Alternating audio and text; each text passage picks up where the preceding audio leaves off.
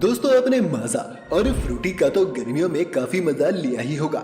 ये सभी ब्रांड्स ये कहते हैं कि ये 100% मैंगो से बने हैं, लेकिन क्या ये सच है? क्या सचमुच फैक्ट्री में इन ड्रिंक्स को बनाते हुए सिर्फ मैंगोज का ही यूज होता है? और अगर ये बनती भी है तो कैसे?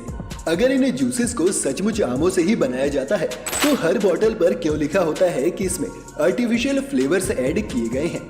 आखिर क्या प्रोसेस है जो पेड़ों पर लगे आमों को इन फ्रिज में पड़ी बॉटल्स में बदल देता है? आज जानेंगे हम ये सब, तो बने रहिएगा हमारे साथ वीडियो के अंत तक। वीडियो शुरू होने से पहले चैनल को सब्सक्राइब करना और बेल आइकन दबाना मत भूलिएगा। तो पहले बात करते हैं कि मैंगो को इन फैक्ट्रीज तक आते कैसे हैं।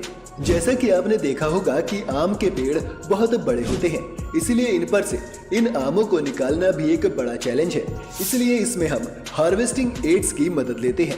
नीचे के आमों को तो हाथ से ही तोड़ लिया जाता है, लेकिन इससे ऊपर के आमों के लिए एक पिकिंग स्टिक का इस्तेमाल होता है, जिसके आगे मैकेनिकल जॉज लगे होते हैं जो स्टेम को काट देते हैं और आम नीचे गिर जाता है।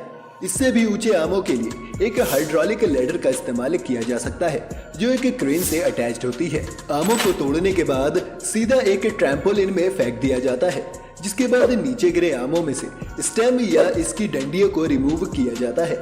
आम का फल खुद को लेकर बहुत ही डिफेंसिव होता है, और जैसे ही आप स्टेम में से फल को अलग करते हैं, अपने डिफेंस के लिए इस आम में से एक सैप निकलता है। इस सैप के आपके कांटेक्ट में आने से आपकी स्किन जलने लगती है।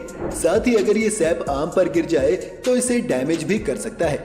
इसलिए स्टेम को बहुत ध्यान से ग्लव्स पहनकर ही निकाला जाता है, और निकालते ही अगले 5 सेकंड के अंदर ट्रैम्पोलिन में फेंक दिया जाता है। इस ट्रैम्पोलिन पर आने के बाद इस आम पर केमिकल्स छिड़के जाते हैं, या फिर इसे 1 मिनट तक पानी में डुबा कर रख दिया जाता है, ताकि इसके सैप का ये टॉक्सिक इफेक्ट कम हो सके। इसके बाद इन आमों को एक एलिवेटर लैडर पर रख दिया जाता है, जहां से ये एक बॉल बिन की तरफ कलेक्ट होने के लिए बढ़ते हैं।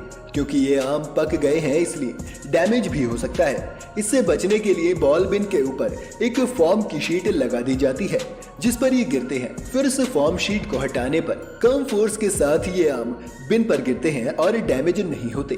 इसके बाद इन्हें स्टोर करने के लिए बड़े बड़े स्टोर हाउस में भेज दिया जाता है, और यहाँ से फिर ये फाइनली जूस बनाने के लिए फैक्ट्री में भेज दिए जाते हैं। ट्रक भर कर आम जब फैक्ट्री में आते हैं तो इन्हें अनलोड करने के बाद एक वॉशिंग प्रोसेस से गुजारा जाता है, जिसमें पानी में बहते बहते ये आम फैक्ट्री के अंदर आते हैं।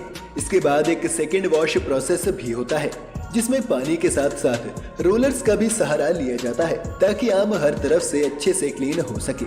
इसके बाद इन आमों को एक प्री हीटिंग और सॉफ्टनिंग प्रोसेस के लिए गर्म पानी में 3 से 5 मिनट तक रखा जाता है।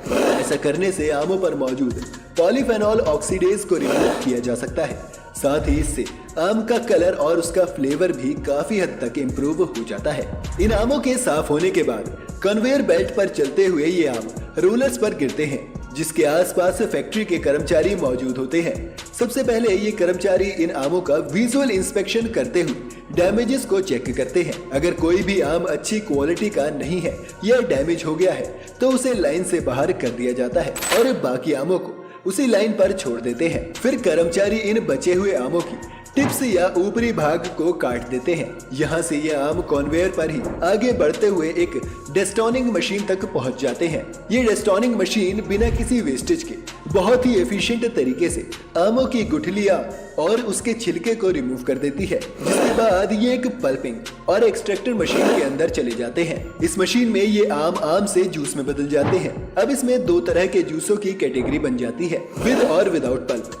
इन दोनों ही तरह के जूसेस को निकालने के लिए अलग अलग तरह के फिल्टर से लगाए जाते हैं। इस जूस को निकालने के बाद अब बारी है इसे एक जूस डिग्रेसर में भेजने की, जहां पर इस जूस में से सभी एयर पार्टिकल्स को रिमूव किया जाता है, ताकि जूस में ट्रैप्ड ऑक्सीजन इसे ऑक्सीडाइज्ड करके खराब न कर दे। डिग्रेसिंग मशीन में ये जूस 90 से 95 डिग्री सेल्सियस के तापमान पर 10 से 15 मिनट तक रहता है।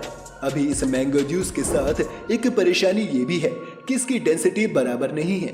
साथ ही इसमें कुछ छोटे और कुछ बड़े पार्टिकल्स हैं, जो आपके जूस का टेक्सचर खराब कर सकते हैं।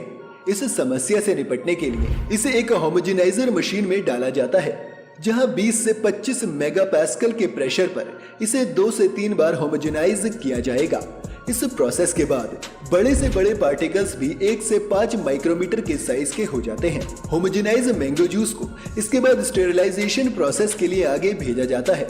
स्टेरिलाइजेशन प्रोसेस वो प्रोसेस होती है जिसमें किसी भी जूस में मौजूद हार्मफुल बैक्टीरियाज को मारा जाता है। इस जूस को स्टेरिलाइजेशन मशीन में डालकर 62 से 85 डिग्री सेल्सियस के बीच कई साइकिल्स में हीट किया जाता है और फिर जल्दी से इसे ठंडा भी कर लिया जाता है। इस पूरी प्रोसेस से जूस की शेल्फ लाइफ काफी बढ़ जाती है। इस जूस को इसके बाद बड़े बड़े स्टोरेज टैंक्स में स्टोर करके रख लिया जाता है ताकि जब सीजन खत्म हो तब भी कंपनी के पास जूस बेचने के लिए हमेशा जूस रहे। एक तरह से आप ये भी कह सकते हैं कि आप जो जूस पी रहे हैं वो फ्रेश नहीं है, बल्कि हो सकता है उसे 6 से 7 महीने पहले फैक्ट्री में बनाया गया हो। इस जूस को इतने वक्त तक स्टोर करने का एक नुकसान ये है कि जूस अपना फ्लेवर लूज करने लगता है, इसलिए कंपनी को इसमें आर्टिफिशियल फ्लेवर्स डालने पड़ते हैं और इसलिए हर जूस की बॉटल्स में आर्टिफिशियल फ्लेवर्स एडेड लिखा होता है। इसलिए नहीं क्योंकि वो जूस असली आम से नहीं बनता, बल्कि इसलिए क्योंकि इतने वक्त तक स्टोर होने के कारण वो अपना मैंगो फ्लेवर ही लूज कर देता है। खैर इसके बाद इस जूस को फैक्ट्री के बॉटलिंग प्लांट की तरफ आगे भेजा जाता है, जहाँ एक ऑटोमेटेड प्रोसेस सबसे पहले बोतल्स को धोकर अच्छे से स्टेरिलाइज कर लेता है और उसके बाद इन बोतल्स में जूस को भरकर कैप्स को भी एक ऑटोमेटिक मशीन लगा देती है। आखिर में इन बोतल्स पर लेबलिंग कर दी जाती है और ये जूस आपके फ्रिज तक आने के लिए अब पूरी तरह से तैयार है। तो दोस्तों देखा आपने कि कितनी मेहनत से एक आम से फ्रूट जूस बनाया जाता है और कितने स्टेप्स के बाद ये आप तक पहुंचता है। उम्मीद है इस वीडियो से आपने कुछ नया जरूर सीखा होगा। ऐसे ही और वीडियोस देखने के लिए चैनल को सब्सक्राइब करें और अगर ये वीडियो आपको पसंद आया हो तो वीडियो को लाइक करना और बेल आइकन दबाना मत भूलिएगा।